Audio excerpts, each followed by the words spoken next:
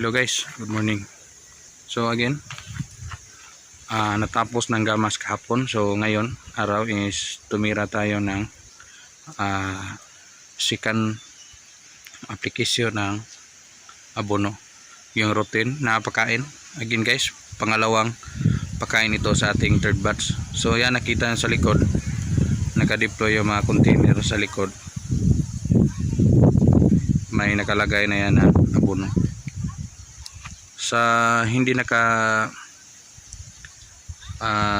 kita sa video, yung mga previous video ko, so nandun yung mga kung paano mixing. Yung makita nyo ngayon is yung pag-apply na lang, kasi kahapon ako dagdag ng abono. So ngayon is dritz type na, na sa puno. Malakas kasing ulan kahapon dito guys, so hindi ako nakapag-video sa hapon. Kahapon ito binabad sa tubig, at ngayon yung mix na ng water, yung dritz type na abono. So guys, tingnan natin kung paano natin i-apply yung second batch, second application ng ating third batch. So ito guys, puno ito, yan. May abono na yan. Doon sa ating imbakan, doon sa malaking na use na gulma na tire na yon. So doon natin kinuha ito. So dito yung makita nyo is kung paano natin ito idilig sa ating kada puno. So ito guys, yan sa malapitan yung mga container may laman na abono. So yan, again sa paulit-ulit nating video. So nagtatanong kung anong kawayan yan, is marker ko yan sa pag-aabono. So again guys, ito actual demo, ito talaga yung ginamit, ito talaga yung ginawa na sa pag-aabono. So ito yung abono na natunaw. So again, imimix. Sa edad na ito guys is again nasa 21 days ito ngayon na araw na ito, yung ating after transplant. So 21 days ito na ang hitsura ng 21 days na litos after transplant guys. So kahapon 20, so ngayon 21. So 10 kasi ito na transplant guys, 10 ng August. So ngayon is 31, so 21 days na siya. So ito guys, ipakita natin kung paano mag-abono. So ito guys, pagrating natin sa pagkuha natin doon sa imbakan, doon layo yon, dinala natin itong container. So dalawa-dalawa, apat na ito. So kailangan talaga mag-invest ng lakas-lakas na pirsa, katawan. So sana yan, marami ng kibol o gutang dito. So yan, parang tubig lang, oh yan, parang tubig lang. So again, every time kayo maggamit ng abono, ito mix agad, mix from time to time. Yung granules is bababa yan. So kada kuha nyo is mix. Sikreto ng abono is proper mixing. So yan, so ano ng kulay, tubig pa rin ba? So iba na technique ng pagkain guys ng abono is every time ka magkuha ng iyong container is dapat may mixing na nangyayari.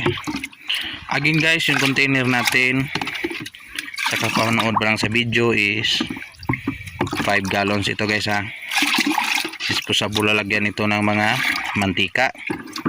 So ginawa natin container ng abono. Again guys, yung ano nito, 2 kilo na Yara Mila or Unique 16, and then 2 kilong 1620 sa 7 container na tubig. So yan ang mixing nito.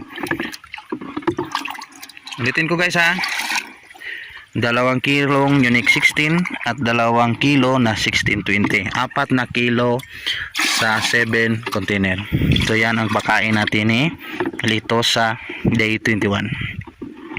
Ikalawang pakain to guys. So yan. So maglagay na tayo. So ito. So hindi muna tayo kukuha kung hindi tayo nakabutas kasi wala tayong videographer. So again, ito pa rin. So yung demo ganito pa rin. So ito marker, dito tayo tumigil kanina. So again, sa isang ganon is 1 liter. So again, 5 puno lang yan kasi nasa second application na tayo. So ito, butas. Dito sa taas tayo bubutas guys kasi yung ating area is hindi naka-plane, is parang pag ganyan guys, oh. Pababa, parang slide na konti. So bakilid gamay ba? So yan, didimo natin na. So yan, ito puno, butas. Dito tayo butas sa taas. Kasi wala namang baha na aakyat sa bukid. Kung babahaan yung abono, mag-flow sa ilalim. So yung technique sa taas. So 5 lang puno guys. 1, 2, 3, 4, 5. So 5 lang muna guys ha. Madalian lang to kung wala tayong cellphone na hinawakan. Gusto kong may parating sa inyo kung paano mag-abono. Ito guys, yung marker, tigil, yung isang kamay, kung nakahawak sa ng cellphone, nakahawak ito ng tabo. Ito na lalagyan ng abono. So again guys, matagal tayong nagsalita. So dito, imimix na natin kasi bumaba na naman yung granules ng abono. So yung sikreto na abono guys, from time to time kukuha kayo sa yung container, mix agad. Mix sa ilalim. So again guys, 5 puno sa isang 1 liter na abono ng ganito yung Sipcan application. So again, lagay tayo. So ingatan yung dahon na hindi matamaan. So paano lang guys? 1, 2, 3, 4, 5.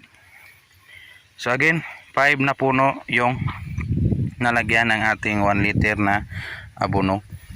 Kinuha natin sa container. Again, kung saan titigil, doon din ilagay ang marker. Kasi dalawa ito gamit ko guys pag wala akong cellphone. So itong marker at saka itong 1 liter na tabo. So sa paghawak nito guys is dalawa, so mabilis lang pag ganyan. Kasi kung isang puno kuha, isa na naman, so napaka doble yung trabaho. So yung isang kamay is nagbutas, yung isang kamay is ganun. So from time to time, ito nilagay ko na mga container. Kung mauubos to, yan, doon ako nag-refill, malayo doon.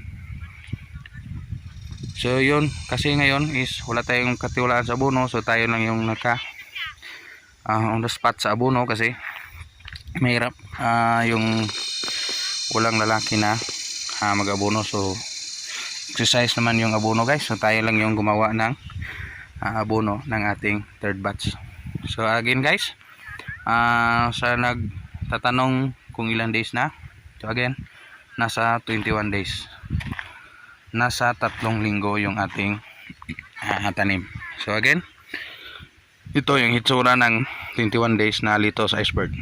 So kayo na lang magsalita guys kung ano ba sa tingin nyo, okay ba o ano sa tingin nyo. So yan,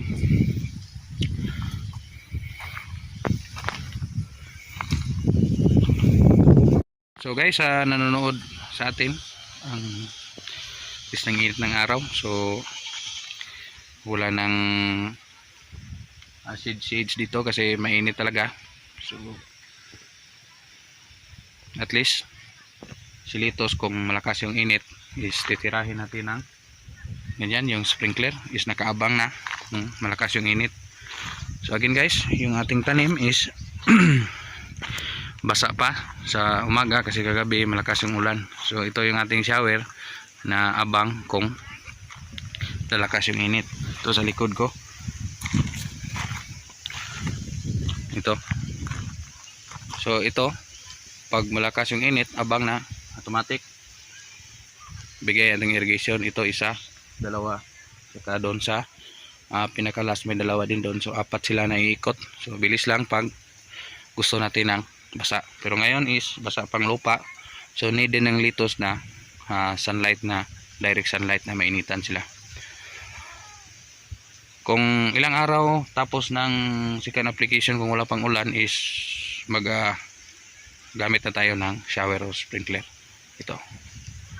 So yan ang kunting tips ni Insakto TV sa ating araw na ito.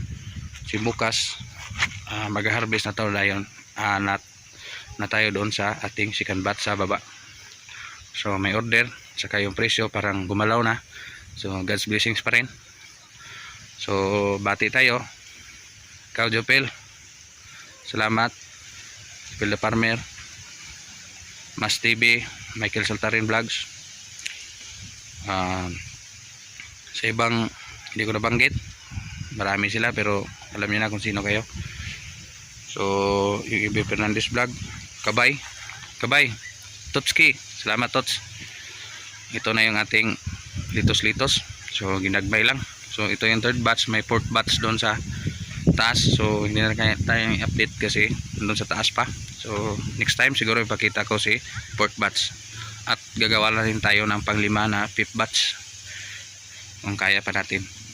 So again guys, salamat sa panood. Insakto TV, salamat.